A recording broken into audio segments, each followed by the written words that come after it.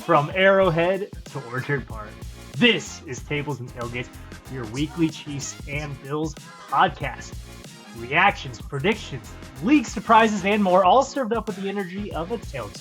Grab a drink, fire up the grill, let's talk football. All right, Tables and Tailgates fam, you know we're all about repping our teams the right way, and now we've teamed up with the NFL Shop, the official online store of the NFL. If you're looking for the latest jerseys, sideline gear, hats, or collectibles, this is the place. Every team, every player, officially licensed straight from the source. Right now, you can gear up for game day and support the podcast at the same time. Just click the link in our show notes or head to our socials. It takes you straight to the NFLshop.com. That's the NFLshop.com, where real fans get their gear. Welcome back to another episode of Tables and Tailgates. We are on to episode 9. This is Rivalry Week. We've made it. We've survived. We've made it this is the week I'm sure everybody's had marked on the calendar. Oh, yeah.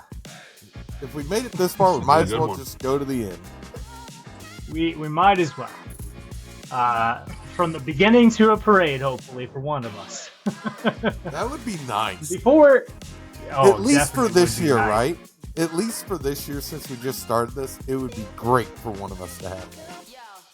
Yeah.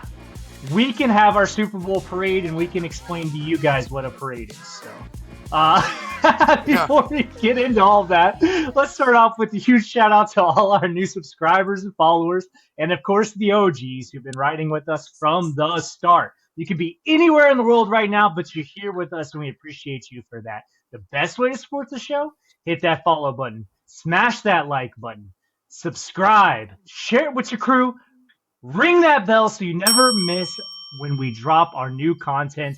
New episodes drop every Wednesday, wherever you choose to get your podcasts. Here it is, get into it, boys. Boys, I like it. Buffalo dominates. Didn't we? Yeah. Hey, you know what? You say it better than me with the Buffalo, so go on with it. Buffalo dominated the Panthers with Cook in the kitchen. Man, that dude had a historic game. Chiefs bounced back from a slow start in the first half, but come back to beat the Commanders because the Chiefs do what the Chiefs do. And they just doing Chiefs things over there. I've seen it. Yeah. Tale of two halves. We'll dive into that, but first, let's get into your Bills, man. That was an absolute ass whooping. I don't think anybody really had the game as lopsided as it really was. It looked like the Panthers never got off the bus. So break it down for us, Tom. I don't think they got off the bus, but here's the thing. I had it a little bit further of a game, 27-13. You had that bout going 27-21. I know if Big Jim was there, he would have had that thing 53-0 because that's just the way he is. And so I'm all or nothing with Big Jim. So I'm going to give him this week's. He got the best score prediction recap because I knew he would have put in. I should have brought it up in the last podcast. But again, like we said, he was trying to get his hamster. Buffalo just... I was doing dad shit, bro. I wasn't at work. Listen, every time you miss an episode, I'm just going to tell you, every time you miss an episode, I'm going to come up with weirder and wilder reasons for you to miss, and people aren't going to know what's real or not. That's true. Yeah. I won't correct you anymore either. I was like, that's exactly what I was doing. Yeah. Or the library thing. If you didn't get to see that, go back. I think that was episode 2 or 3. But no, I mean, Buffalo went in and just put the smackdown on the Carolina Panthers, which was great to see, right? Which Josh Allen has not lost 3 games in a row in his entire NFL career. I don't even think in his entire football career, to be honest. And I want to say that Buffalo has not lost a game coming out of the bye since McDermott's been coached too. So that's another good one. Right? It's another thing to look at. So I love it, man. It was a great way for the Bills to showcase some of the pre-bye week blues and be able to showcase what they can actually come out and do. Was I 100% impressed on the game, even though it was 40-9? No. There's still a lot out there that leaves a lot of question. It's scary, especially coming up against the Kansas City Chiefs next week. So we'll see. It's gonna be a scary thing. But I mean, Josh Allen went for 12 for 19, 163 and a touchdown. Not playing MVP caliber ball.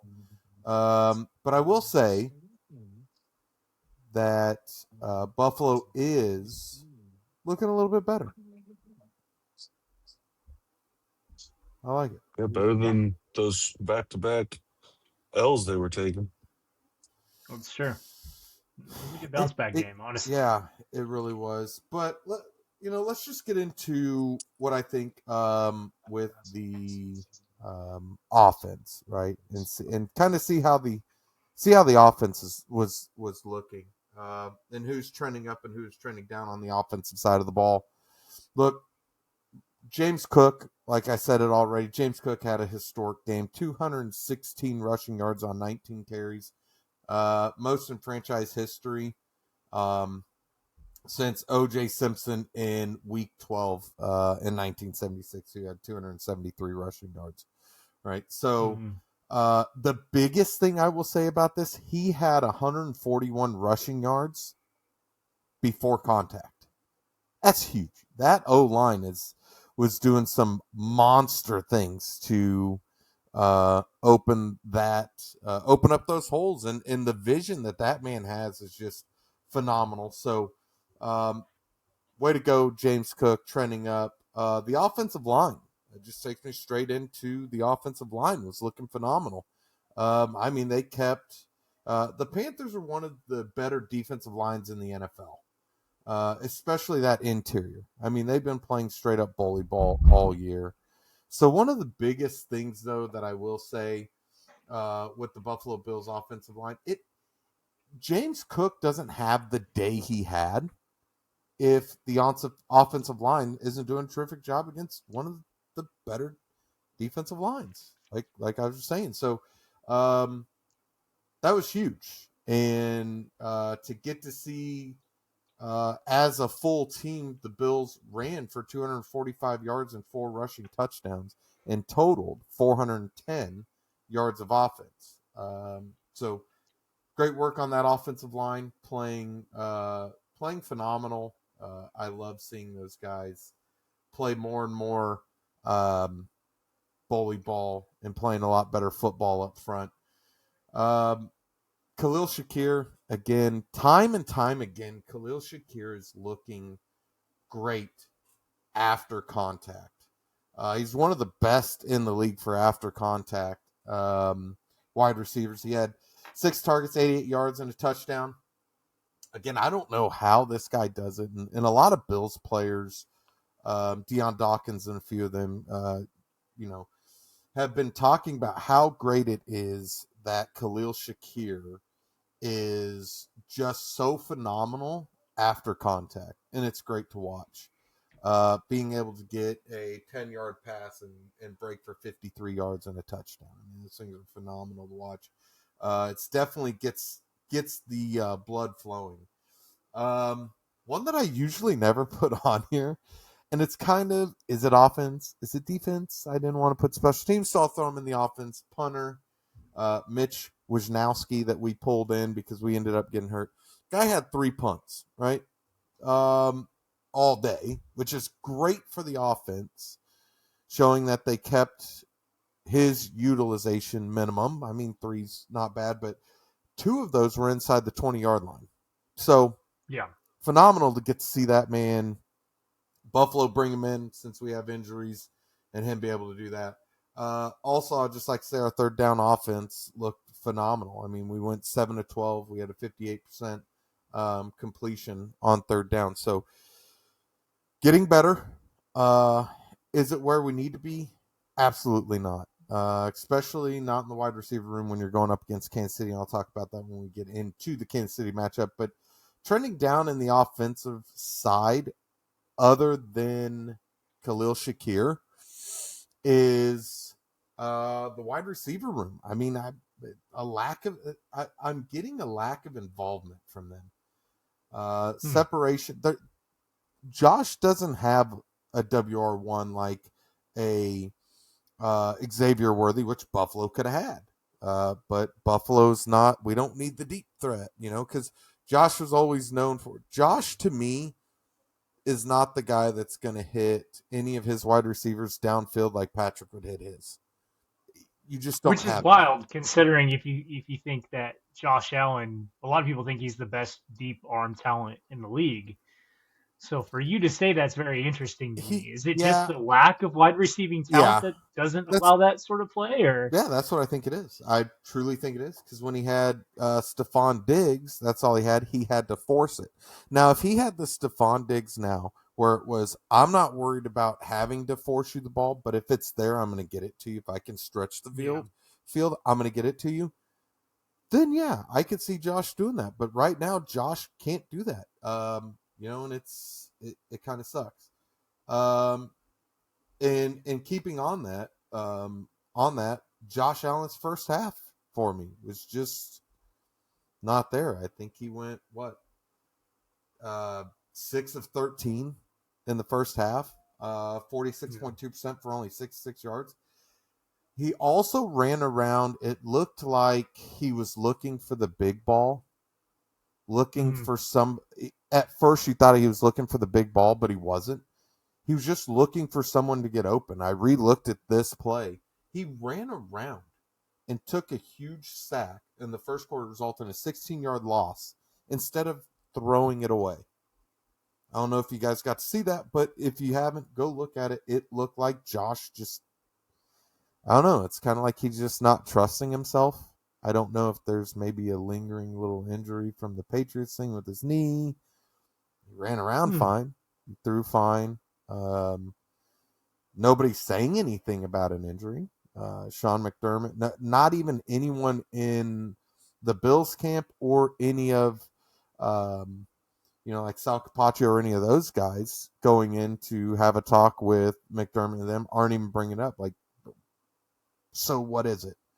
And then the last thing on the offensive side before I jump over defense would be the first two drives. First two drives ended in we didn't score touchdowns on the first two drives. It started out looking very well. It's just kind of like it fizzled out. I'm kind of seeing Buffalo and Kansas City the same way, and I was kind of going to wait for this until the Bills Chiefs kind of thing, but I'll bring it up now and then we can move on. I kind of want to get your guys' input on this too, to see if you guys have seen this. It feels like to me that like Kansas City, you always say, Kansas City's a second half team. They always have been. Like, if you're not just completely destroying them and hurt some major parts of that team, which Andy Reid gets sick, throws up, can't get off the toilet. Patrick Mahomes hurts his ankle and he's limited on what he can do. The guy's going to play through it. But does it seem to you guys that the Bills and the Chiefs just seem to get out in a sluggish start? They may start really, really fast, and then all of a sudden they just it's like they hit a wall very quick and they're not just going fast. I don't know. What's your guys' thoughts? Well, for me on the defensive side, it's always been this way for the Chiefs because they've always sort of seemed to make adjustments on the back end. It's almost like they're okay with going, we'll allow you to run your script for the first 10 or 15 plays that you have scripted, and then Spagnuolo is going to make those sort of adjustments. So we're kind of used to seeing teams go down the field and score on the first drive or put up some sort of points, and then the adjustments kick in, and the secondary plays a better part. The defensive line has a better idea of what their assignments are. The linebackers flying all over the field. So from a defensive end, we're seeing the Chiefs play as well as they have in I don't even know how long on the defensive side. And the offensive side of the ball, and I'll talk a little bit about this on the Chiefs. It's interesting to me because I feel like the Chiefs are now in a position where their offense is really humming along well, and they're putting it on. And then when they get that 3 to 4 possession lead, they're just getting off the gas altogether and just they're okay with being conservative and going from there. I don't even think the Chiefs punted in the first half of this last game. It's just a very aggressive mindset for Andy Reid. I do think that teams are a little bit in different spots or in the same spots, but maybe for different reasons. Um, I'll dive, I think, into that a little bit more, maybe from the Chiefs' perspective. But I kind of agree, but I also kind of don't like. I think that the Chiefs are still figuring out their offensive identity with Rice being back in the lineup and figuring out where everybody's positions are at, which is a good problem to have. But one thing that I think really hampers the Chiefs is the run game, where it's kind of, I guess it sounds like it's kind of the other way for the Bills, where your run game is obviously cooking, but the wide receiving core hasn't figured it out. So it does kind of seem to be a mismatch. Like it seems to be different problems, but kind of leading to the same place. Yeah, same result. Yeah. Jimmy, you got anything in there? Well, I think the kind of the same thing as what he was saying. The stop fucking. um, they like to just kind of get a feel of what the other team's doing, and then they kick it into gear and handle their stuff. But I'm sorry if you have a lot of background noise. The World Series is playing, so Yeah, no, you're good. I'll just I'll mute you, and when you want to talk, I'll just unmute you because I could hear myself there for a little bit, but now I don't. So it was weird. Okay, I'll move into. Let's go into the defense real quick. Yeah. So again, who's trending up, trending down on the defense? Look, there's a lot of great things to take away from this game just on the defensive side of the ball that was phenomenal. The defense held the Bills. Jeez, our own defense. No, the defense held the defense held the Panthers to 244 total yards and 9 points, and had 7 sacks. Those dudes were flying around and creating tackles. So now, what I do want to say about this, and I started watching a little bit of it, listening to Bobby Babich and Sean McDermott, and listening to like Sal Capaccio and some of those guys on 850. WGR 550. Michael Hoyt, God's great gift to Buffalo this year. I am so glad this man's back because watching him play was he was so versatile and pushing guys in the line. He's able to be all over, right? Yeah, he collected a sack and a half, a forced fumble, was credited with quarterback hurry and 3 total tackles. He allowed our defensive line to get in there and put a lot of pressure on the Panthers very early. We were able to hold Rico Dowdle to just 54 rushing yards.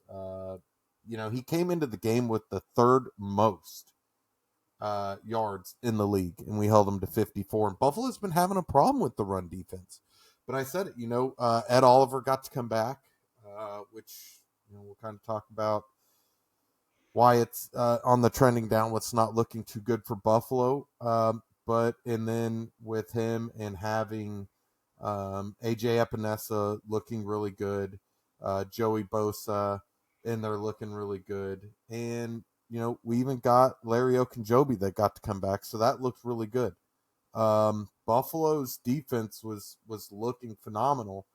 On that line. Now, one thing I do want to say, we did end up bringing Poyer. Poyer was out there and played quite a bit of snaps, I believe.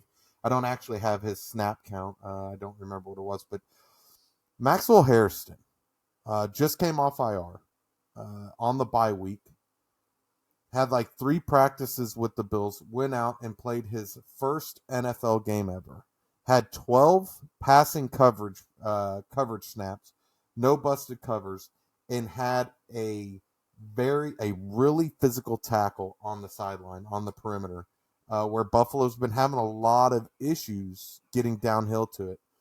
I watched a video just a little bit ago, and I actually reposted on our X or our Twitter. If you go over there, if anybody goes over there and looks, I post a lot. I even try to post a lot of like Chiefs plays that I see and stuff like that people break down that I find kind of interesting. But getting to watch him fly around on that field just gave me really good feelings about Buffalo's cornerback room that we know has been having a hard time. Buffalo's had a very bad time with the run. We've seen that all year. I mean, pretty much dead last in the NFL when it comes to stopping the run.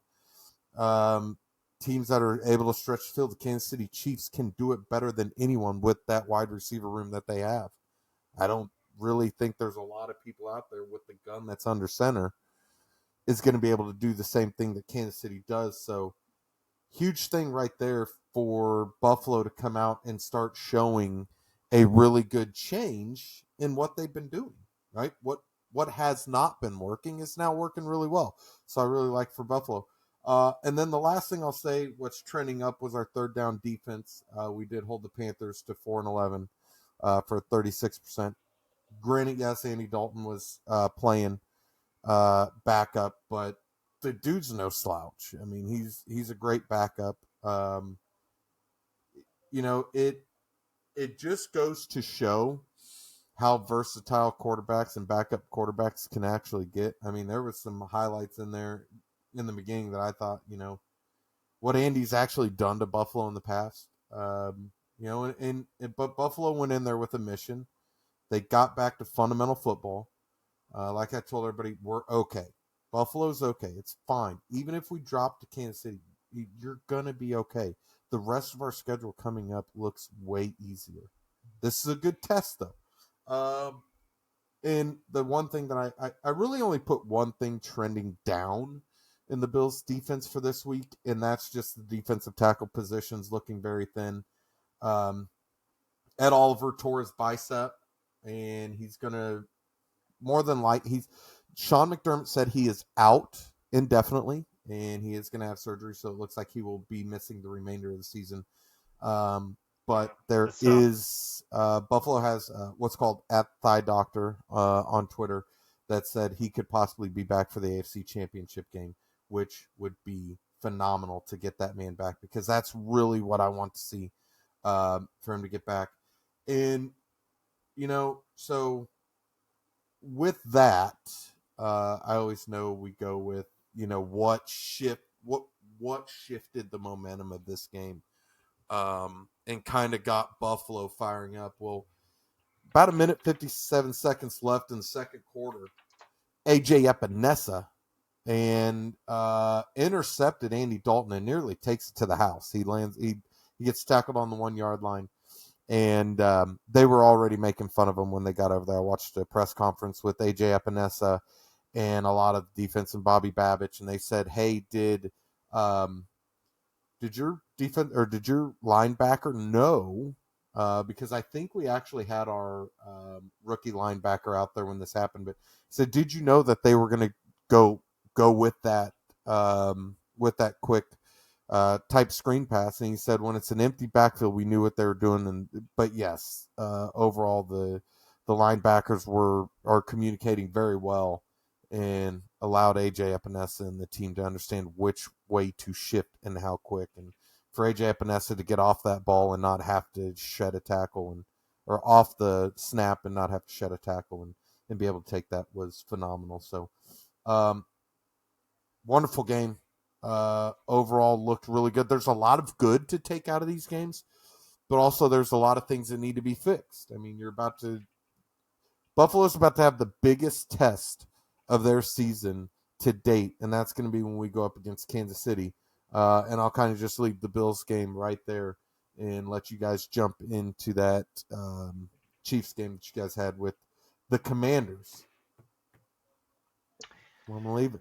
Listen, yeah, no, so Jimmy, I'm sure you were at the game, right? I'm sure the crowd was sitting silent probably a little bit in the first half.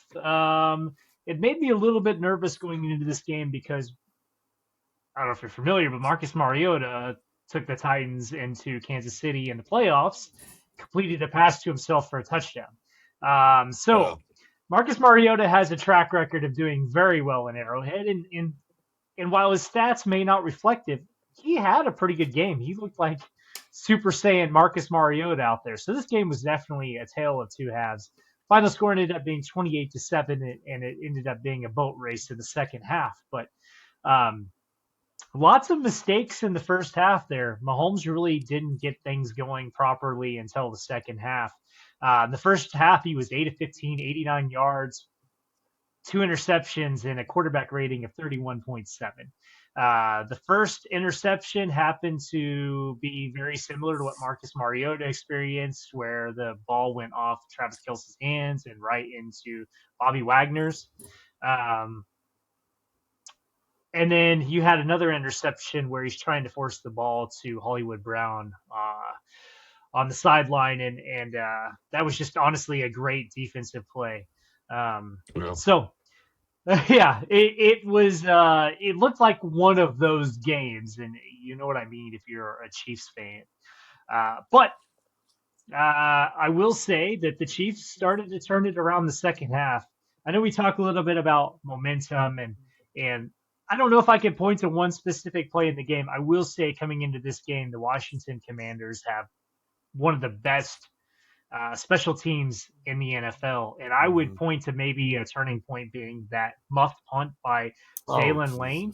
Where went out at the 2-yard line and backed the Titans, or not Titans, I'm thinking of old Marcus Mariota, backed the Commanders up quite a bit. And then they just weren't really able to get it going on that drive. And that was big because if they had a big return there and they scored, I mean, who knows what kind of game we were looking into. But I will say that Spagnuolo seemed to kind of figure out where everybody was going, and it seemed like the defense put on the clamps after that first quarter. So, yeah, I tried to call you right before the game. I tried to call Dave right before the game because I seen Spagnuolo walking in, and my God, he was suited to the nines. You knew he was ready for business when he was walking into that locker room. It's funny. That's great. Yeah, no, I had that uneasy feeling the whole first half. But I will say, listen, a lot of the problems that the Chiefs had at the beginning of the season, I will say Andy Reid and the coaching staff have really taken on a life of their own and really implementing changes that have helped overcome some of those issues. Obviously, like Bryce being out the first part of the season, Worthy being out the first part of the season, having those guys back have really helped turn the tide. But then some of the offensive philosophy that Andy Reid has had with the game has really helped out as well.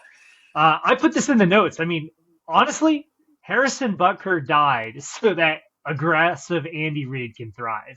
And what I mean by that is Harrison Butker's had so many issues. It seemed like everybody was talking about him missing an extra point, him missing a field goal, him kicking the ball out of bounds on a kickoff.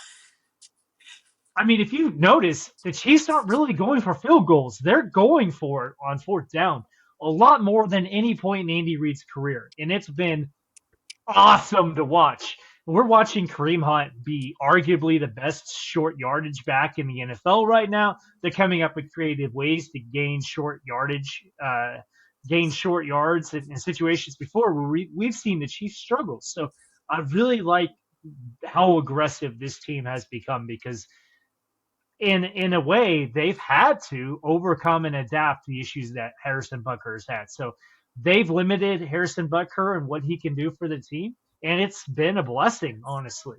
The Chiefs have played pretty well overall. I mean, if you look at Mahomes' second half stats, my goodness, he played like an MVP out there. 17 for 19, 210 yards, 3 touchdowns, 0 interceptions, 152.3 QBR. I mean, absolutely insane. He was wheeling and dealing. And I got to say, I'm loving what I'm seeing out of the Chiefs from both an offense and a defense standpoint. Yeah, I think he went into this was a Jekyll and Hyde game, but yeah. Yeah, it was. I think he went into halftime and was like, I'm about to go put the cape on, and came out there and said, sit back and watch me work, because God dang it. Yeah. Some of the first half was a very boring game to be at. There was some loud moments, but it was fucking stupid. It was not exciting. How nervous were you? It was strange being there. Not too bad. I mean, I don't like that you have a backup quarterback who's known as a scrambler. and I feel like the Chiefs suck with that. And so I was like, Yeah.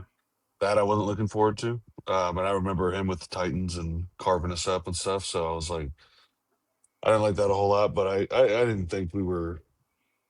I was hoping it was going to have the same turnout it did, just maybe happen a little faster, you know. Yeah. But Yeah. it ended up being really good. Yeah.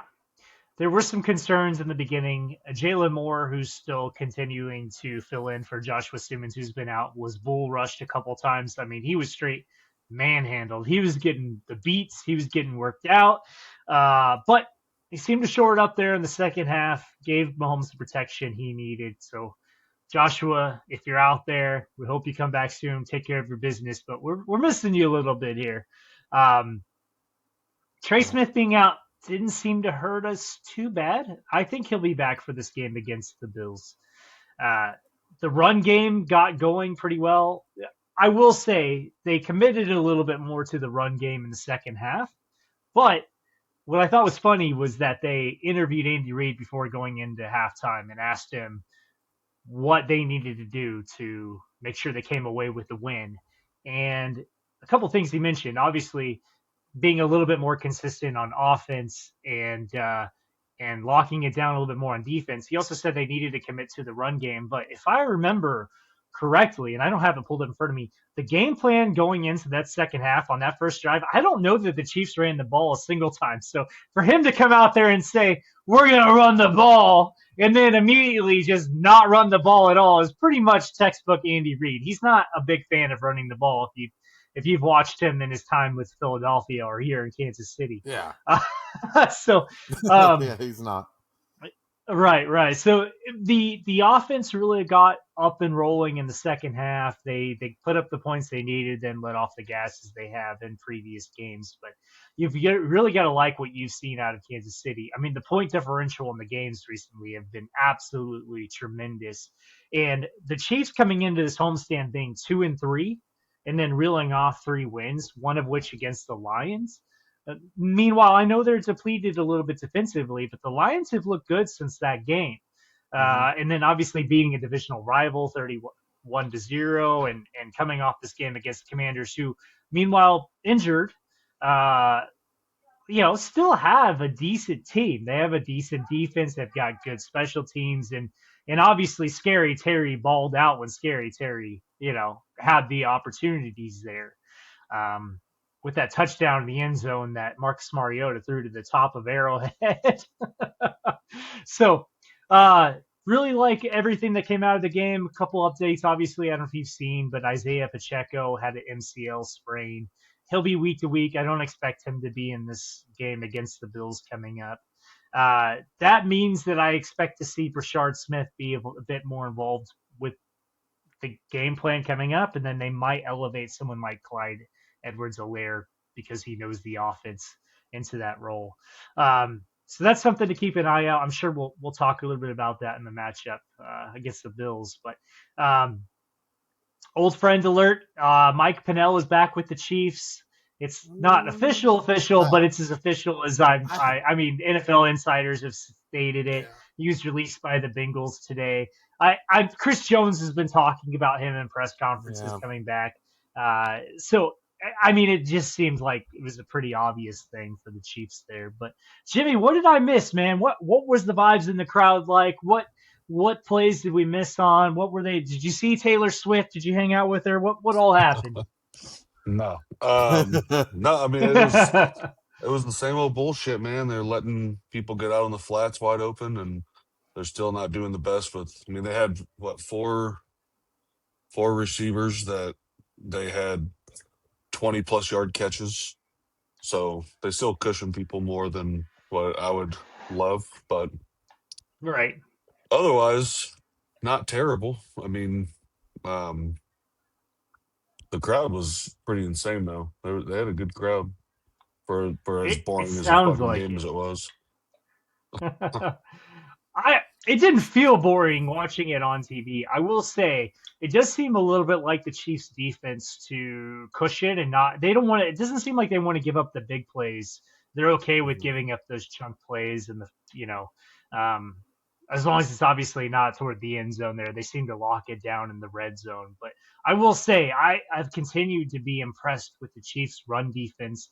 They held Ja'Cory Krosky-Merritt to 25 carries on 25 yards, sorry, on 9 carries. Mariota had 28 yards on, so they really only held Washington to about 60 yards altogether of rush. And that continues to kind of be the theme for this Chiefs rush defense lately. They've held some pretty good players to some pretty pedestrian, if not less than average rush totals. So you got to be pretty encouraged by what you're seeing. And Mike Pennell is a very good run stopper, and him coming back to the Chiefs will only help increase that as well. So lots of good things coming out of the Chiefs game. Hopefully, it all sets up for a fantastic matchup against the Bills. I hope it does. Let's move on into the big matchup, rivalry week. Kansas City Chiefs come to Orchard Park to play the Bills Sunday at 3:25 p.m. Central Standard Time. Kickoff. Kansas City opening line has Buffalo as a 1.5 point underdog at home is what the line was. I kind of seen that a little bit earlier. Look, man, my key matchups that I have for this game is the Buffalo Bills rushing offense going against the Kansas City run defense, right? We started seeing a lot more. We started to see a lot more of the 12 personnel, especially getting Dalton Kincaid back, having 2 or 3 of our tight ends out there on the field. So look for James Cook to be in the backfield, probably going to get a little bit more of the RPO type options, kind of get Kansas City guessing and looking.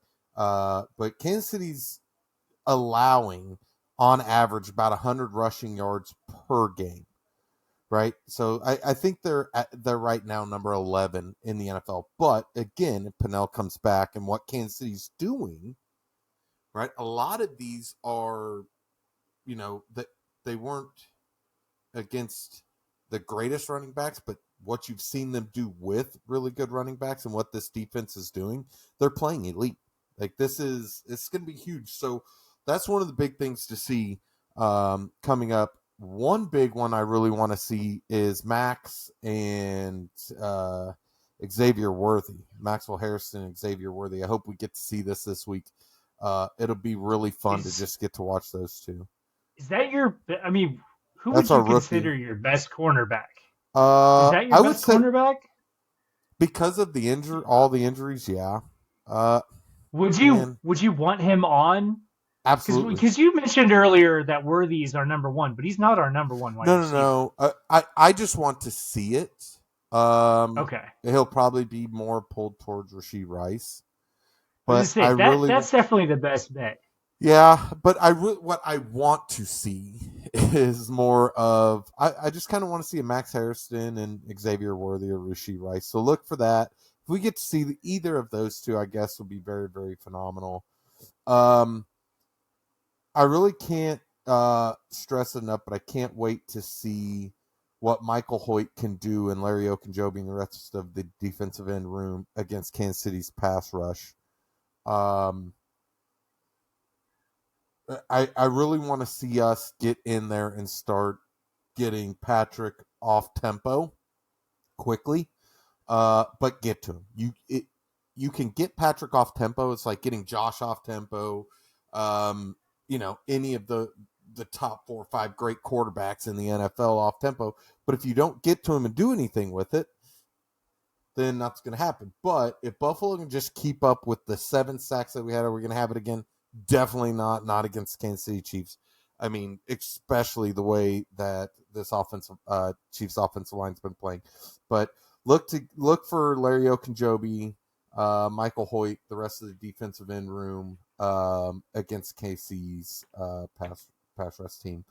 I believe the tight ends are going to be huge in this game. I think one of the huge upticks that we're going to see in this game is going to be the tight end. So it's going to be fun. Buffalo coming out in more 12-13 personnel front, showing 2-3 tight ends and not necessarily having to push it downfield, but getting those 5-6 yard chunk plays, getting the running game going, and keep Patrick off the field. That's the biggest thing, right? You've got to keep that offense off the field, and to be able to do that, those are some of those matchups that I want to see happen. What do you got for matchups on the Kansas City side, guys? What are you thinking? Well, yeah, I mean, I agree. I think a lot of it's going to come down to how well the Chiefs' O-line holds up. I mean, obviously, like I mentioned, Joshua Simmons continuing to be out. We'll see how well Jalen Moore holds up against the pass rush. Everybody else looks to be fine. I expect Trey Smith to be back. I think the struggle, and I think the Bills might have success, and the thing that concerns me is if you're able to keep Mahomes in the pocket and contain him, it's where he breaks out of the pocket and is able to make those plays down the field. How many times have we seen Mahomes kind of break out of the pocket, keep the play alive, throw the ball right at the line of scrimmage, and then make a 15, 20-yard chunk play happen? It seems to happen just about every single week. So, I've heard defensive coordinators say when they're playing against the Chiefs, you're really defending 2 plays on every single down. You're defending against what the Chiefs have called, and then you're defending what Patrick whatever happens when that yeah. play breaks down. Yeah, exactly. So that will be, I think, an interesting battle because the Chiefs, I think, are positioned very well from a wide receiver standpoint to take advantage of this Bills secondary here. So if the Bills pass rush doesn't get pressure on Mahomes or make him feel uncomfortable, I think it's going to be a long day for Bills fans altogether. And on the flip side of that, I think the Bills' best advantage is taking James Cook and just working him. And not only James Cook, but I think your other play will be to have Josh Allen run quite a bit as well. I think that's going to be the thing that you should really hone in on if you're the Bills. That's where I'm going with. We've seen this Chiefs defense break down when they've been on the field for quite a while. I swear, Chris Jones looks for that oxygen tank as soon as he can get off the field. So you want to keep them on the field as long as you can, and if it's possible to, try maybe run a few hurry up plays in there as well, and keep the defense out there and tired. But I agree, actually. I agree about the tight ends. I think the Chiefs have maybe an advantage here in this department. Kelsey's looked the best he's looked in a number of years. He had 99 yards in this last game against the Commanders. He made up for that tipped pass and the interception on the very next drive with a long, 30-yard bomb. So I think it's going to be a really interesting game. I know that there's that age-old adage of the game is won in the trenches, but I really feel like that's going to be the game right now is who's going to break down first. And I don't know. I don't have a good answer for you on that. But I don't think it's going to be a blowout. I mean, I do think it's going to be a close game altogether. What are you thinking, Jimmy? Oh, I think Sorry, I caught him. I'm telling everyone to not talk if I'm talking. I think if they do good luck with that. Yeah, I know it's just gonna make them be louder. No, I wish I could flip the camera around without fucking everything up, but now they're all just staring at me from the other side of the screen. It's a lot of fun. Anyway, Yeah. no, I think if they do the RPO stuff with James Cook, it's gonna fuck us up royally because they never deal with the swing. Any running back that swings out, he's wide open every single time. And if you give him the space, he's going to eat your shit alive. So I think, I don't know. I have the Chiefs winning. Can I do my prediction real quick? No. Let's wait. Let's save the prediction. Well, then I don't know. Yeah. But no, I think if, as long as they just don't cushion everyone like they always do, I think we'll be okay for the most part. Yeah, I have to go with you guys on that. And especially Dave, I think this is going to be a great game. I think this is going to come down to a battle in the trenches. It's going to be one old bully ball in the ground style. It's going to go one or two ways. Look, if we can slow Kansas City down on those third downs, get off the field on the third downs, force them into a long fourth down where they're forced to punt. Mm-hmm. That's where you're going to get, because Andy Reid's going to come out firing just like he has. You have to. You have to fire the way they are. Look, as far as like the injury side and what kind of does concern me, and we'll kind of what I'm kind of looking forward to if it happens. Okay. And I'll update everybody later this week. I'm going to get back to doing some of the shorts with Tom, especially the injury report. That's going to be huge. But right now, Matt Milano, Josh Palmer, and Daquan Jones, who were all week to week, are now day to day and looking really good to return for Kansas City. And this was per Sean McDermott saying that they were looking a whole lot better. Remember, Matt Milano, Josh Palmer, or Matt Milano with this pec injury again was limited, but he's doing a lot more in practice. Josh Palmer, I believe, is getting back to practice. So is Daquan Jones. That's going to be huge. Look, we could see Tylen Grable being activated. He hasn't been back yet. So we could see him, defensive tackle, being activated by the Bills. Also, could the Bills be shopping around for help before the trade deadline? Sean McDermott did say he was talking after during I think it was yesterday, or actually no, it was today, when he was talking to the everybody. I believe it was after practice. I think Buffalo just went back to practice today, but he was talking to everyone about it and saying, hey, look, after he got done with handling this, he was going to go in and talk to Brandon Beane to see if there was a possibility for needing help in the defense. So that's another huge thing that we got to look at, right? Is that something that's going to happen? I'm hoping for it, man. I'm hoping that Buffalo does go out and get something to kind of help us out. So be on the lookout. We're like a week from the trade deadline, right? Mm-hmm. Yeah, that's crazy how fast that is coming up. I will say from the Chiefs side, I don't think they're going to make any trades. Them picking up Pinnell, I think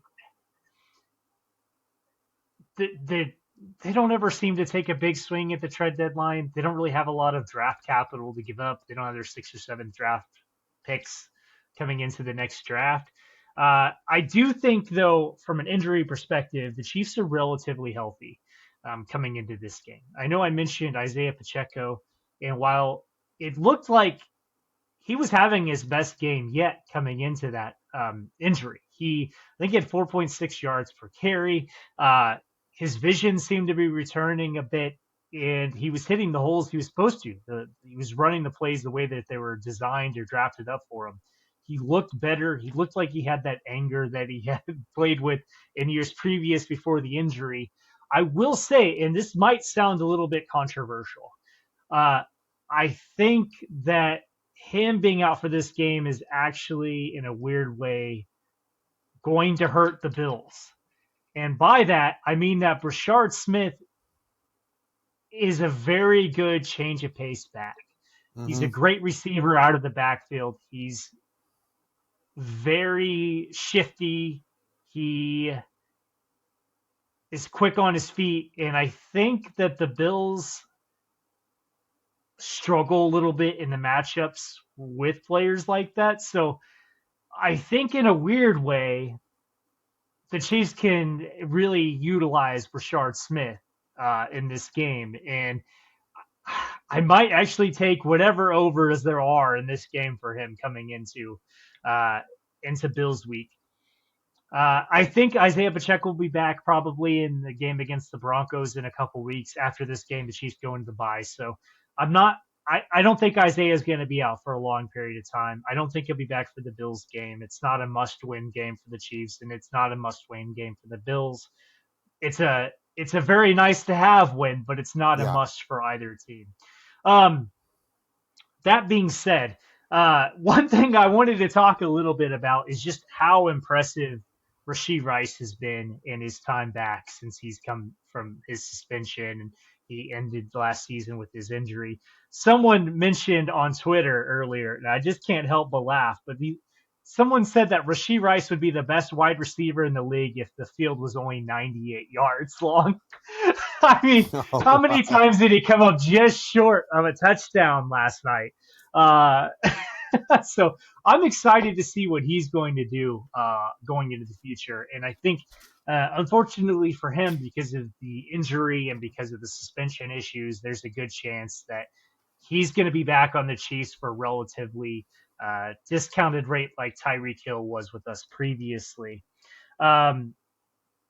I will say, though, if I had a trade wish list, uh, my two members are actually from New York. If I could get any players out there that I know are up for a realistic trade, Kayvon Thibodeau from the Giants would be a sweet defensive end to have on the other side of George Karlaftis.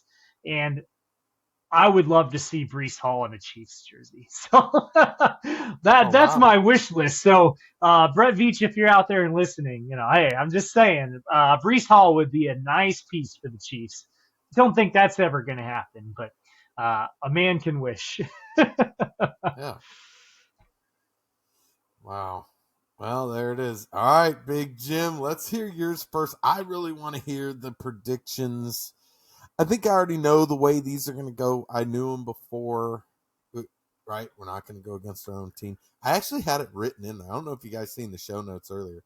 I actually had it written in backwards, mine backwards. But what do you got, Big Jim? Talk to me. I'm going to try my best to do this without laughing since I have a couple idiots staring at me. I don't know if I'll show you later.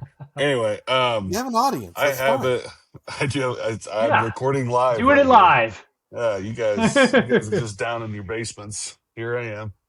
I have the Chiefs 35, Bills 21. Okay. And hopefully that stays true. Or we just beat you guys worse than that. Stop. Go over there. It's my captain. Yeah, I think you're in his house now, pal. Yeah. But no, I think as long as they can stop Cook from cooking, they should be okay. And then their defense is playing at a good level. That's my captain. It's just beautiful. I don't want the Chiefs to win just so they lose the playoffs and flip it. That would suck. I hope we just beat you both times this year. Would be cool. But that is my prediction. 35-21 Chiefs. Well, we'll split this up. I'll go with my prediction. What's up, Captain? What is up? Look, let me give you mine. So I kind of have this. I had this thought all day that it was going to be, is this the year that the script changes and the script flips? Kansas City comes in, beats Buffalo in the regular season. Buffalo comes back, wins in the playoffs. We go to the Super Bowl. But of course, I can't just give up. Like I can't just give up a game on the Bills, right? And say that Kansas City is going to beat Buffalo. I can't sit there and say that that's exactly what's going to happen, right? So, I have this coming down to a field goal. I really do. I believe this is going to be a lot closer. Or it's just going to be Kansas City throwing the ball for 400, 500, 600 yards. And here's the only reason I want. So I'll tell you, I have Bills 30, Chiefs 27. But I don't want this to be the Bills Super Bowl, as everybody's been saying for all these years. I mean, this is basically the Bills Super Bowl playing the Chiefs. I don't think Buffalo's coming into it with that mindset. And here's another reason. If the game flips, and I think this year flips the script, if Kansas City comes in and does win, I hope and pray that they have like 4, 5, 6, some crazy amount of passing yards. So Brandon Beane goes out and makes a big change either in the defense, or if it's close, I'll say And what it comes down to is, well, Buffalo's passing just couldn't get going, right? We can't get separation. We've really figured it out, narrowed it down. Buffalo's defense, I think the defense is going to be good. I think we're going to be fine, guys, regardless of how this game goes. But I hope this game shows that Buffalo needs a wide receiver one, and Brandon Beane goes out and makes a trade for a wide receiver. We'll see, though. I don't know. But I got Bills 30, Chiefs 27, Buffalo winning a game. 2 games. And Kansas City going into the bye, still looking as strong as they ever will. But I'm with you, Dave. I think this isn't a must-win for either of these teams. I mean, right now the big thing is we need to – I think everybody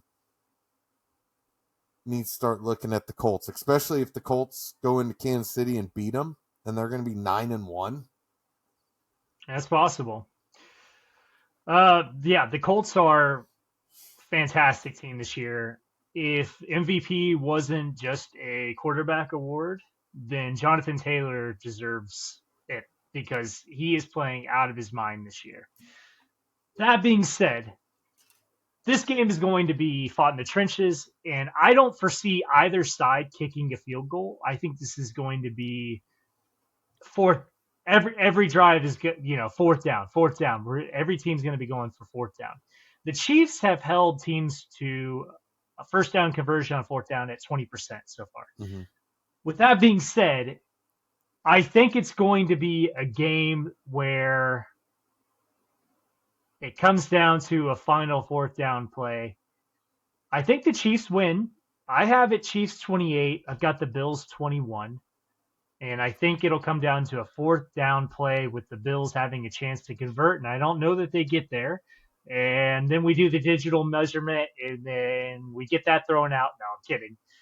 No, I do think it's going. I don't think either team is going to get into the 30s.